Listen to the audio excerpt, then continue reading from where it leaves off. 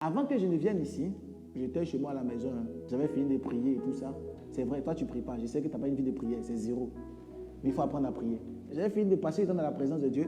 J'étais juste assis sur la table et tout, en train de réfléchir. Et l'Esprit de Dieu m'a transporté en esprit.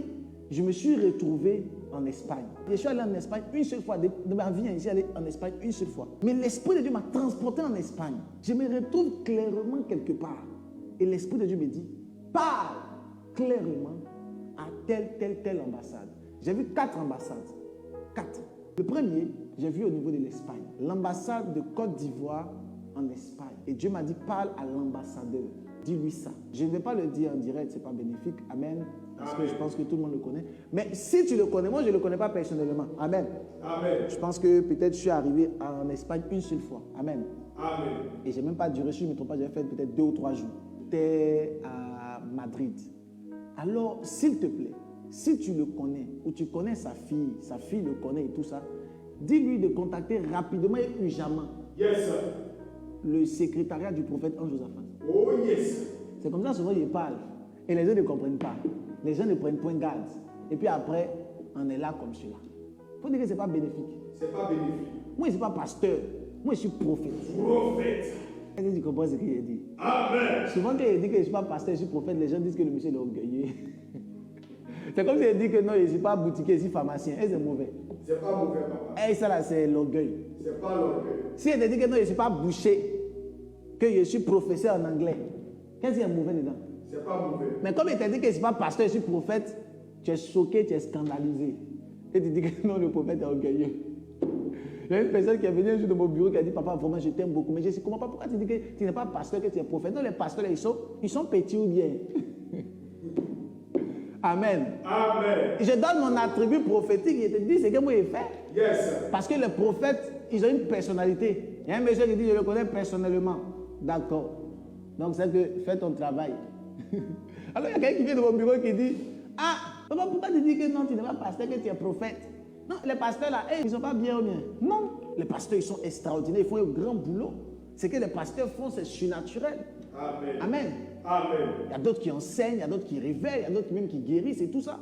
Amen. Amen. Mais le pasteur, c'est le berger du troupeau. C'est lui qui guide le troupeau et qui les nourrit. D'accord? Voilà pourquoi la Bible dit que Jésus-Christ est le bon berger parce qu'il te nourrit spirituellement. Amen.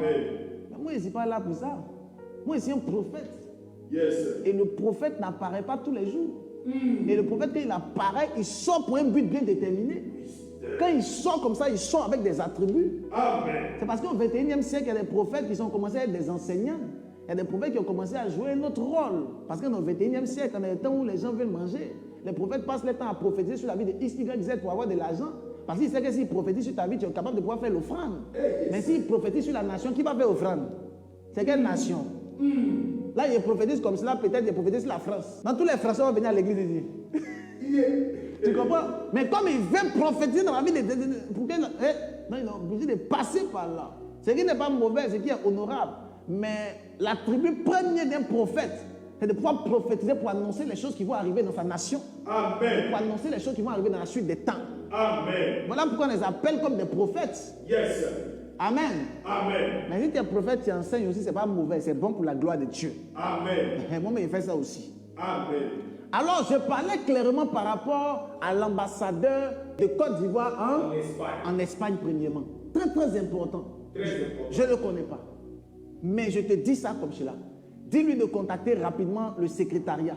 Et dis-lui que le prophète dit qu'il n'est pas pasteur, qu'il est prophète. Oh, yes, Et sir. qu'il veut faire quelque chose dans le monde spirituel. Amen. Donc, vous allez parler par rapport à un monsieur qui est court, qui n'est pas grand d'état, il est court, mais il est au centre de la Côte d'Ivoire. Et c'est un politicien. Et j'ai dit qu'il était même sur la nation ivoirienne. J'ai même précisé. Et j'ai dit, il n'est pas grand d'état, il est court, il est baoulé. J'ai dit, il est au centre de la Côte d'Ivoire. J'ai dit, les gens l'aiment. J'ai même précisé dans beaucoup de choses. Dernièrement, on dit qu'il y a un monsieur qui est court, pas trop grand d'état, il est décédé du Covid. Nous tous, on a dit RIP. Moi, j'ai mis sa photo sur mon Facebook pour dire RIP aussi. Parce que souvent, ce n'est pas le temps, mais le diable précipite et il veut détruire les enfants de Dieu. Amen. Voilà pourquoi s'il y a un prophète dans une nation, il doit préserver le maximum de personnes dans le monde spirituel. Amen. Et c'est-à-dire que les personnes qu'on appelle généralement des stars sont des potentiels évangélistes pour changer la vie de plusieurs personnes. Amen. Voilà pourquoi il dit, j'ai pas envie de dire son nom. Il y a un DJ que tout le monde connaît. C'est un DJ qui est décédé.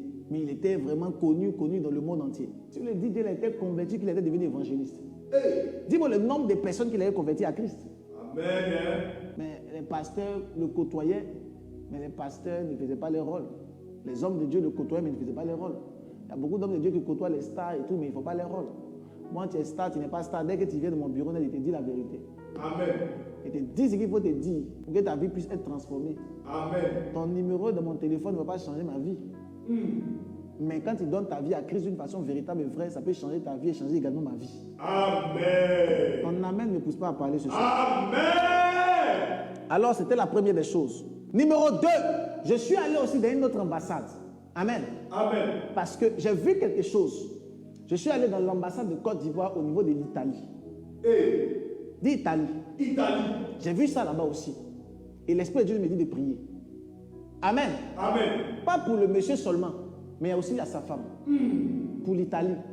Yes. Son nom est déjà là. Oh, yes. Il a pris le temps d'écrire. Oui. Il a le même nom que le président de ton pays. Je ne suis jamais allé en Italie, mais il connaît. Yes. Amen. Amen. Alors, ce n'est pas seulement pour lui, mais aussi pour son épouse. Yes. Je ne vais pas parler parce que nous sommes devant le maximum de personnes. Je pense qu'il y a plus de, je ne sais pas, 1000 personnes et quelques, je ne sais plus. Donc, on est nombreux. Donc, s'il te plaît, tu me suis sur YouTube, tu me suis sur Facebook, tu connais l'ambassadeur de Côte d'Ivoire en Italie. Yes. Je ne connais pas son nom, je ne dis pas son nom. Tu le connais, dis-lui de contacter le secrétariat. Pas seulement pour lui, mais aussi pour son Épouse. pour la personne qui est auprès de lui. Oh, yes. Est-ce qu'on peut continuer? On peut continuer, papa. Quand je suis quitté là-bas, je suis parti également dans une autre nation. Dis la Belgique. La Belgique. La Belgique. La Belgique. Si tu connais aussi l'ambassadeur de Côte d'Ivoire En Belgique. dis-lui de contacter. Je parle de façon solennelle. Je parle devant tout le monde. Dis le prophète parle devant tout le monde. Le prophète parle devant tout le monde. Pour la gloire de Dieu. pas pour ma propre gloire, pour la gloire de Dieu. Afin qu'on puisse faire quelque chose dans le monde spirituel. Oh, yes. Tu contactes. Si tu es là, que tu le connais, envoie un message, dis-lui de contacter. Est-ce qu'ils comprennent ce qu'il dit même? Amen, papa. J'ai l'impression comme si les gens n'ont pas encore bien compris. Dis de contacter la secrétaire que c'est urgent Urgent. et que c'est précis. Dernier élément, il y a un autre qui est pour la France. Tout le monde le connaît maintenant. Je ne vais pas dire son nom. Tout le monde le connaît. L'ambassadeur de France, de Côte d'Ivoire en France. Tout le monde le connaît. Le pour lui, c'est coefficient 2. On doit prier pour lui en coefficient 2. Officiel de Coefficient 2. Ça veut dire que pour lui, c'est imminent fois 2. 2 fois. Il t'explique. On doit redoubler d'efforts. On doit redoubler d'efforts dans la prière. La Bible dit, il y avait un monsieur qui s'appelait Pharaon, au temps de Joseph. Et la Bible dit qu'il a eu un songe. Et lorsque Joseph s'est présenté devant lui, Joseph lui a posé la question, le songe là, tu l'as eu combien de fois? Il dit, j'ai eu ce songe là 3 fois. Joseph lui a dit, comme tu as eu ce songe là tel nombre de fois, la chose est déjà arrêtée par Dieu. Yes. Ça veut dire dans le monde spirituel, il y a des choses, quand ils sont répétitifs, quand ça se répète, c'est qu'il n'y a plus de changement. Il n'y a plus de changement. C'est irréversible. Amen. Donc quand il te dit qu'on doit prier pour lui coefficient 2, ça veut dire qu'il y en a une chance de pouvoir annuler ce que le diable est en train de préparer dans le monde spirituel. Amen. Moi, je ne suis pas pasteur.